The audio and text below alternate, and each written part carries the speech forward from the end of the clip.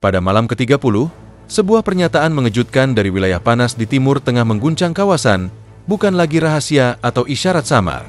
Menteri Pertahanan Amerika, M.R. Bev, secara tegas menyatakan bahwa pihak-pihak yang terlibat akan membayar mahal, menyiratkan pernyataan perang terbuka. Tak lama kemudian, sebuah jet tempur F-18 jatuh di Laut Merah dan kapal induk Amerika harus mengambil tindakan darurat. Semua indikasi mengarah pada keterlibatan kelompok bersenjata yang didukung oleh Iran, yang diam-diam menyediakan teknologi, pelatihan, dan dukungan militer, mengaktifkan jaringan perlawanan di kawasan. Serangan udara terus meningkat, dan konfrontasi bukan lagi antara Amerika dan kelompok lokal seperti Houthi, melainkan strategi luas yang dikendalikan oleh Teheran. Meskipun Amerika memiliki kekuatan militer unggul, tantangan justru datang dari perang biaya tinggi yang dilawan dengan drone murah dan taktik asimetris.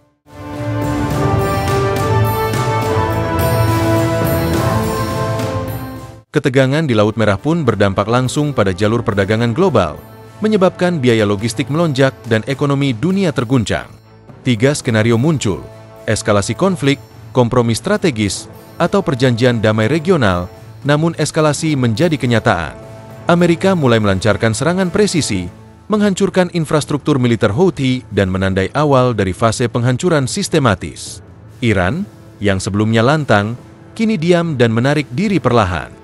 Sementara itu, Amerika bersiap mengisolasi jaringan proksi Iran, mengubah peta politik Timur Tengah dan menunjukkan bahwa kekuatan absolut masih menjadi bahasa yang dipahami dalam geopolitik global.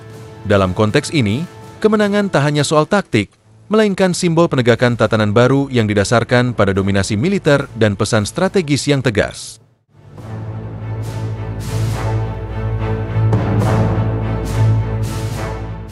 Langkah strategis Amerika tidak berhenti pada serangan militer terbatas. Mereka mulai menerapkan pendekatan menyeluruh untuk melumpuhkan seluruh sistem dukungan Iran terhadap kelompok proksi.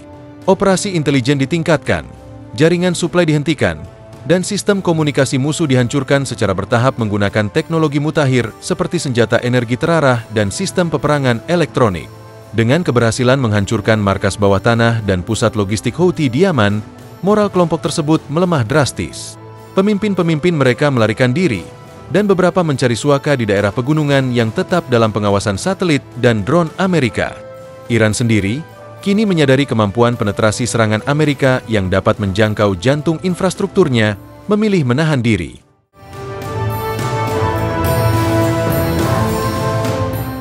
Taktik proksi yang selama ini menjadi andalan mereka terpaksa dihentikan, sementara tekanan ekonomi dan politik dari luar semakin membebani. Laut Merah, yang sebelumnya menjadi medan perang terbuka, kini berangsur kembali menjadi jalur perdagangan, namun tidak tanpa luka. Gemanya masih terasa, dan pesan Amerika jelas: tidak ada ruang bagi kekuatan non-negara untuk mengancam stabilitas global tanpa menghadapi konsekuensi berat. Tatanan baru tengah dibentuk bukan melalui diplomasi semata, melainkan lewat dominasi di medan perang dan pesan bahwa siapapun yang menentang akan disingkirkan secara sistematis. Di balik kemenangan ini, dunia menyaksikan bahwa bentuk konflik telah berubah. Bukan lagi soal siapa yang memiliki lebih banyak pasukan, tapi siapa yang mampu menggabungkan teknologi, ekonomi, dan ketegasan politik dalam satu tarikan strategi global. Dalam lanskap geopolitik baru ini, Amerika Serikat tidak hanya menegaskan kembali posisinya sebagai kekuatan militer dominan, tetapi juga menunjukkan kemampuan untuk membentuk ulang struktur keamanan kawasan melalui kombinasi kekuatan keras dan kendali informasi.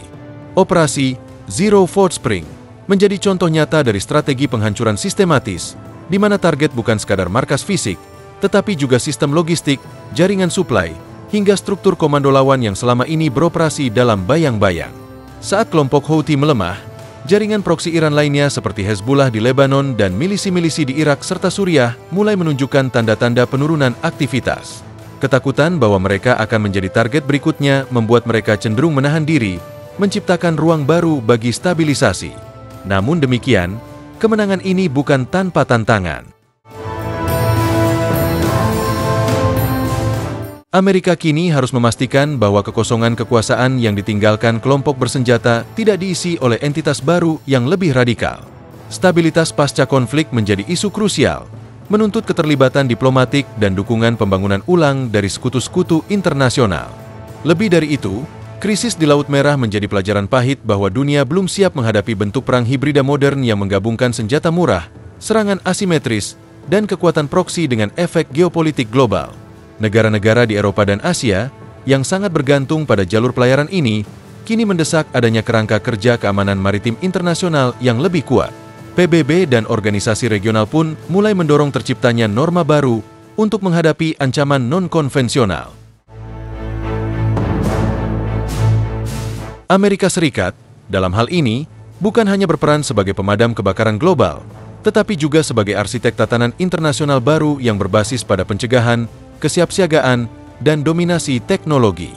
Dalam era di mana batas antara negara dan non-negara semakin kabur, dan perang dapat dilancarkan dari balik layar komputer atau lewat drone seharga beberapa ribu dolar, kekuatan bukan hanya tentang senjata, tetapi tentang kendali penuh atas lanskap peperangan masa depan. Maka, ketika debu perang perlahan mereda, satu hal menjadi jelas, dalam dunia yang penuh zona abu-abu, hanya mereka yang mampu berpikir dan bertindak dalam spektrum penuh yang akan bertahan.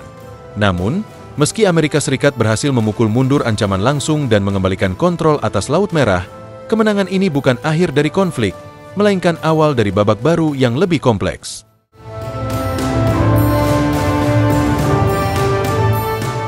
Musuh tidak selalu dikalahkan dengan ledakan, tetapi seringkali beradaptasi dalam senyap, bersembunyi dalam jaringan digital, menyusup melalui media sosial, dan membentuk sel-sel baru dalam wilayah-wilayah rapuh secara politik.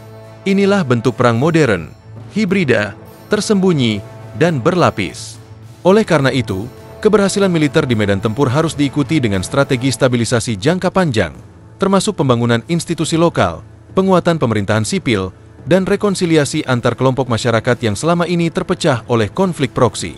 Amerika dan sekutu-sekutunya kini memikul beban besar untuk membentuk masa depan kawasan, tidak hanya sebagai penjaga keamanan, tetapi sebagai fasilitator stabilitas berkelanjutan. Kesalahan masa lalu, ketika kekosongan pasca perang dibiarkan diisi oleh kekuatan ekstremis, tidak boleh terulang. Di balik garis pertempuran yang sudah surut, diplomasi baru harus dimulai, tidak lagi sekadar menyusun perjanjian damai simbolis, tetapi menciptakan realitas baru yang lebih inklusif. Sementara itu, Iran, meski saat ini dalam posisi defensif, masih memiliki kartu yang bisa dimainkan.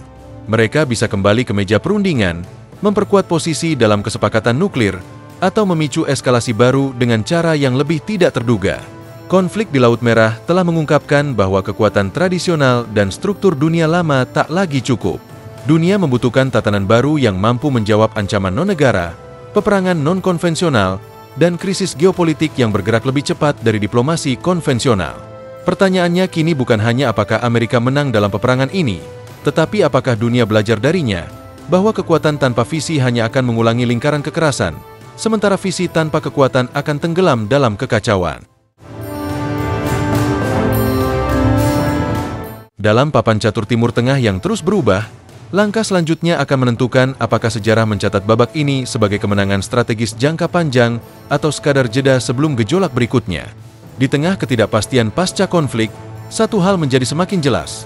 Dominasi militer tidak cukup jika tidak disertai dengan rekayasa stabilitas dan pengendalian narasi global. Amerika Serikat, meskipun telah menunjukkan keunggulan tempur, kini dihadapkan pada tantangan yang lebih sulit, memenangkan perdamaian. Dalam berbagai zona bekas konflik, seperti Yaman, Suriah, dan Lebanon, masyarakat sipil masih hidup dalam trauma, infrastruktur hancur, dan tatanan sosial yang rapuh membuka ruang bagi ekstremisme baru jika tidak segera ditangani. Inilah medan perang baru yang tidak bisa dimenangkan dengan rudal Tomahawk atau drone siluman, tetapi dengan pemulihan, pendidikan, dan pemberdayaan lokal. Selain itu, keberhasilan Amerika juga menciptakan efek domino yang tak bisa dihindari. Negara-negara pesaing seperti Rusia dan Cina mulai membaca pola operasi Amerika dan bisa memanfaatkannya sebagai celah untuk memperluas pengaruh mereka di wilayah-wilayah yang kosong secara geopolitik. Di forum-forum internasional, narasi tentang campur tangan Barat mulai digugat kembali, dan strategi berbasis kekuatan mulai ditantang dengan pendekatan diplomasi ekonomi dan kerjasama regional. Dengan kata lain, keberhasilan militer Amerika di Laut Merah membuka ruang kemenangan sekaligus risiko jangka panjang, terutama jika Amerika gagal membentuk koalisi pasca perang yang inklusif dan berkelanjutan. Kini, fase yang paling menentukan dimulai, rekonstruksi keamanan, diplomasi multilayer, dan pembentukan sistem peringatan dini terhadap munculnya kembali kekuatan proksi di bawah bentuk baru. Kemenangan terhadap kelompok seperti Houthi bukanlah akhir dari perang proksi, melainkan jeda strategis. Iran, walaupun untuk sementara membisu, masih menyimpan kemampuan, jaringan, dan pengaruh regional yang luas. Jika tidak ada solusi komprehensif dan keadilan regional yang ditegakkan, maka perang ini akan kembali muncul, mungkin di lokasi yang berbeda, dengan aktor dan taktik yang lebih rumit. Maka dari itu, pesan strategis Amerika harus diperluas dari hanya menghukum menjadi membangun. Dunia sedang menyaksikan, bukan hanya bagaimana Amerika mengalahkan musuh-musuhnya, tetapi juga bagaimana mereka menciptakan perdamaian yang tahan lama. Karena dalam dunia baru yang diwarnai oleh konflik tidak simetris dan ancaman hibrida, hanya kekuatan yang mampu memadukan ketegasan dengan visi, militer dengan moralitas, dan kekuatan keras dengan diplomasi lunak yang akan bertahan sebagai pemimpin sejati tatanan global. Dalam konteks itulah, Laut Merah kini menjadi lebih dari sekadar jalur perdagangan strategis. Ia berubah menjadi simbol dari transformasi global dalam cara kita memahami dan merespons konflik. Dunia pasca perang konvensional menuntut pendekatan multispektrum, di mana kekuatan militer tidak bisa berjalan sendiri tanpa didukung oleh rekayasa sosial politik, diplomasi aktif, serta rekonstruksi ekonomi yang adil. Amerika Serikat, sebagai kekuatan dominan, berada di garis depan tuntutan tersebut. Jika Amerika hanya berhenti pada keberhasilan menghancurkan jaringan militer Houthi dan tidak melanjutkan dengan konsolidasi pasca konflik yang menyeluruh, maka sejarah berpotensi mengulangi kegagalan intervensi sebelumnya seperti di Irak dan Afghanistan. Saat ini, fokus dunia tertuju pada bagaimana Amerika mengelola pasca kemenangan ini.